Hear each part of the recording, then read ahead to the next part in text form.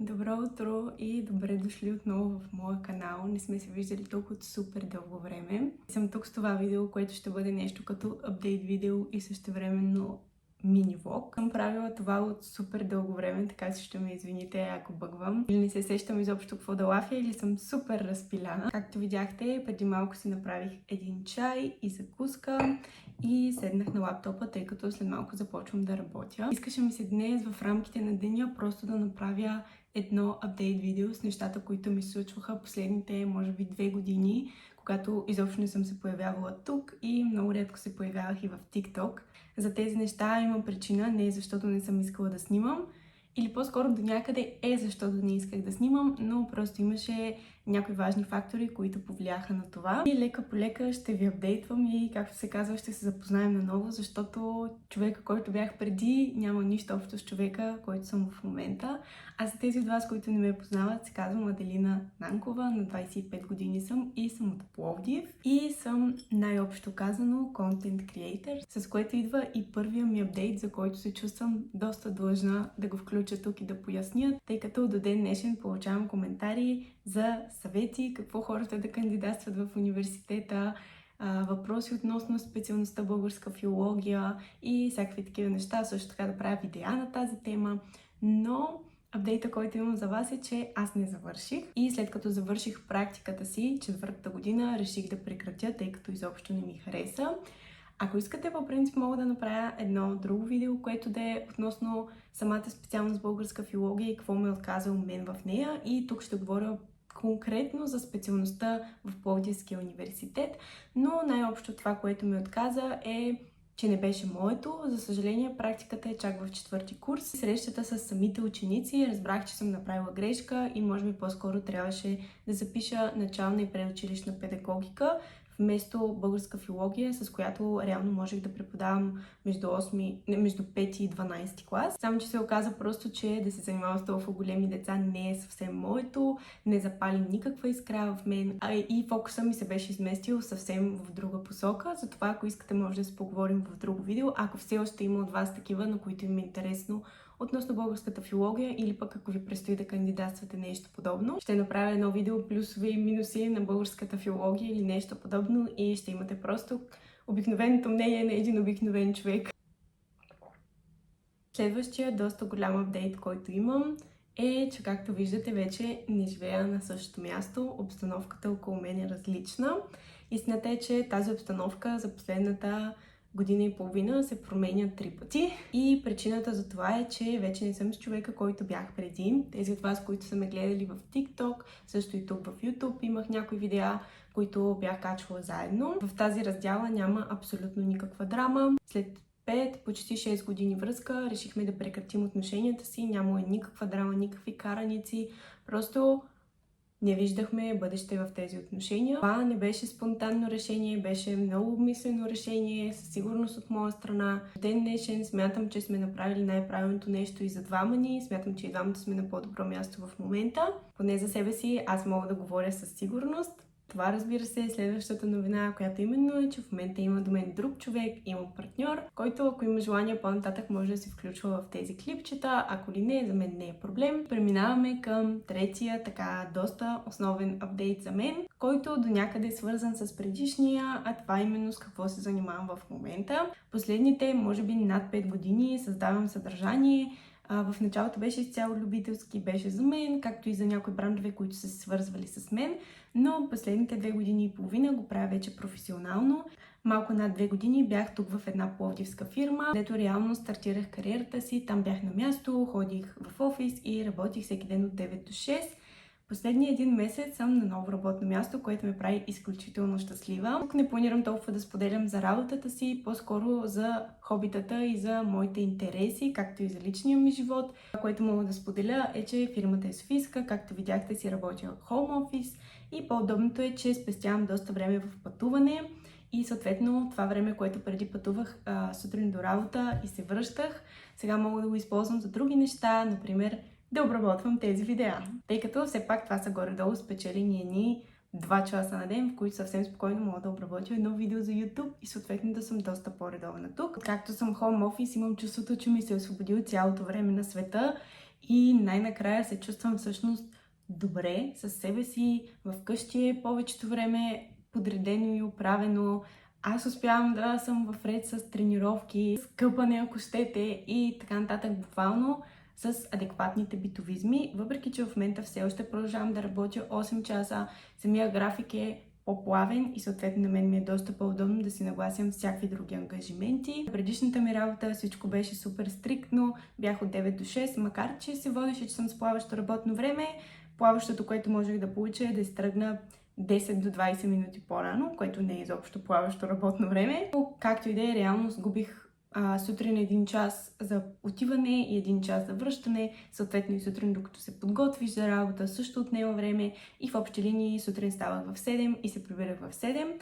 За съжаление, това е реалността на офисната корпоративна работа, не знам как да се изразя. Последните месеци се бях ориентирала да намеря нещо, което е по-подходящо за мен и да е фирма, която да ме изгражда малко повече като професионалист. Някой път по-нататък може да изпадна в някакъв детайл или да ви споделя нещо, което е относно предишната ми или сегашната работа и по-конкретно какво точно съм вършила.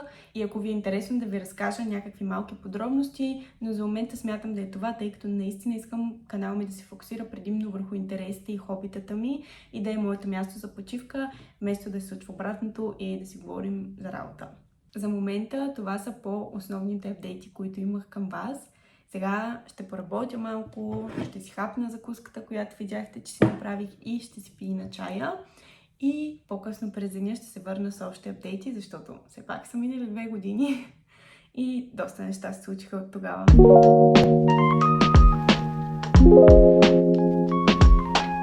Между другото, да се включа с нещо супер рандъм и супер странно.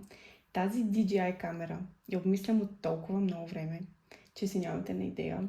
И в момента видях, че супер много се е намалили, защото преди беше около 1200 лева, но сега излезе четворката и тази е паднала на 860 лева и това ме кара още повече да искам да си я купя. Така че скоро може и това да стане.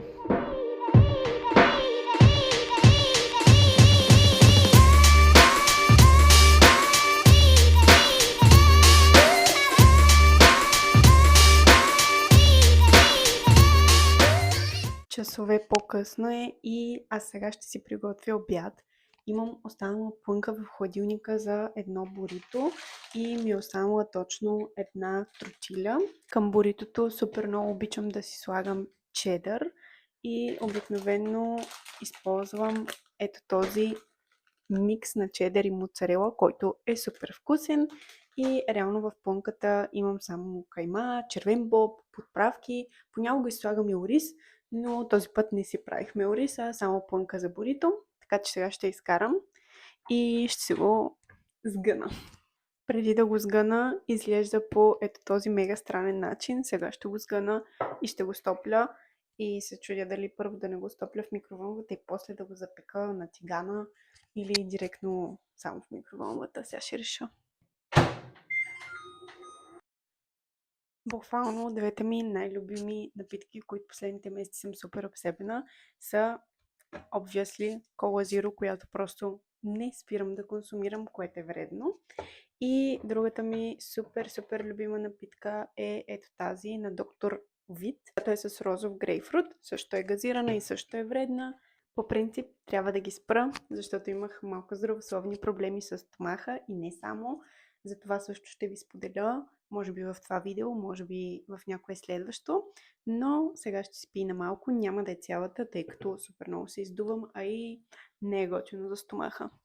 Пак съм в спалнята и ще хапвам. Обикновено това, което правя и което е кофти, е, че работя докато ям, работя пред лаптопа и се опитвам напоследък да се науча да си взимам обедната почивка, защото в противен случай на края на деня ме боли супер много главата. Когато съм си вкъщи и няма с кой да си говоря, дори да седна да си почивам, аз нямам какво толкова да правя и имам някакво чувство, че лаптопа ми ме гледа и просто сядам и продължавам да работя, което не е много оптимално, защото в един момент просто се преуморявам и в края на деня супер много почва да ме цепи главата от това, че по цял ден съм се взиграла в екрана. Тъй като и обработвам видеа, просто взирането е двойно. Докато обядвам, пак ще си пусна да гледам или може би да слушам нещо по-скоро, но няма да е по работа, за да трябва постоянно да гледам монитора.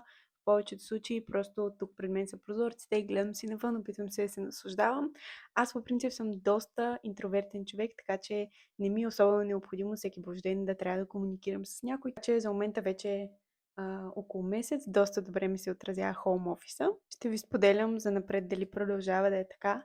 Впрочем, днес цял ден, докато снимам, забелязвам, че ето тук имам една отбелязка, която е от банския ми. Вчера бях на басейн за първи път тази година и явно така съм се пекла, че съм хванала тен само от едната страна, което е просто страхотно.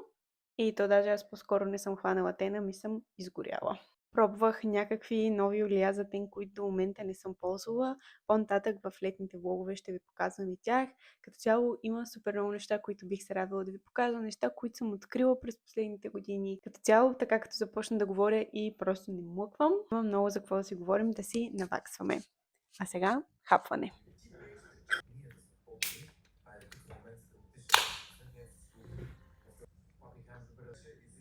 Здравейте! Доста часове по-късно е. В момента е някъде около 6 часа и ме виждате с друг аутфит, защото навън заваля и на мен ми стана хладно и реших да се преоблека, а и в тази рокля не ми беше особено удобно. Това, което ще направя сега е да си хапна едно такова линцерче или пастичка, не съм сигурна как се казва. И тук що стана ми много жал, чух някакво котенце, което сигурно го е страх от дъжда. Тук пред нас има едни малки котки, които просто едва се сдържам да не прибера, но за съжаление няма как, тъй като имаме куче, или по-скоро моят приятел има куче и той е доста голям, доберман е и съответно една малка котка просто не е изобщо опция. Тук що видях, че на микрофона ми е паднала батерията, така че това последното ще е без микрофон. Тъкмо като го обработвам ще видя дали изобщо има някаква разлика с и без микрофон. Нямам представа какво ви казвах последно, но мисля, че исках да ви кажа, че вероятно сега, като се прибере моя приятел, ще отидем на фитнес. В общи линии това е моя ден. Това е всъщност един от другите апдейти за мен, че вече от 5 или 6 месеца успявам да тренирам сравнително редовно, като това за мен означава между 1 и 3-4 тренировки на седмица. За мен това е голямо постижение, тъй като последните няколко години изобщо нямах мотивация и желание да тренирам толкова редовно. Това е доказателство, че много зависи с какви хора се събираш и съответно, когато половинката до теб спортува и това е начин на живот, спортуването и храненето здравословно просто става супер лесно. Въобще не представлява такава трудност, така че внимателно подбирайте с какви хора се заобикаляте. Аз поне вярвам, че със сигурност ми оказва влияние и съм на мнение, че трябва да се събираме с такива хора, на които искаме да приличаме. В общи линии хора, с които не се чувствам по този начин или не ми дават хубав вайб, прекратявам контакт с тях. Дори това да са дългогодишни приятелства. С изминалата една година направих промени и в приятелския си кръг и в момента се чувствам много добре от този факт. Отново смятам, че съм направила супер правилно решение и ви го казвам просто като повод да се замислите какви хора имате в живота ви, какви познати имате и изобщо какви са хората, които ви заобикалят, и дори да си мислите, че нямате избор, вярвайте ми, всеки един човек, който е във вашия живот, вие сте избрали да е там и имате право да се отдръпнете, ако виждате, че не ви влияе добре. Това беше моето не много кратко лирическо отклонение и мисля, че с апдейтите за днес това ми беше. Има още много неща, които мога да ви кажа, но смятам да спра до тук. В фитнеса не съм сигурна дали ще се чувствам достатъчно уверена да ви снимам някакви неща. Ако го почувствам, може да добавя тук някакви кадри, но ако ли не, това е края на този влог. Ще се радвам отдолу да ми оставите някакви въпроси, които имате към мен и би ви било интересно да отговоря на тях в някое следващо видео. Ще се радвам да има изобщо въпроси, понеже не знам дали някой ще го гледа това видео. Но ако има такива от вас, които го гледат, благодаря ви, че го изгледахте. Абонирайте се за канала ми, ако все още не сте, и ви пожелавам да сте здрави!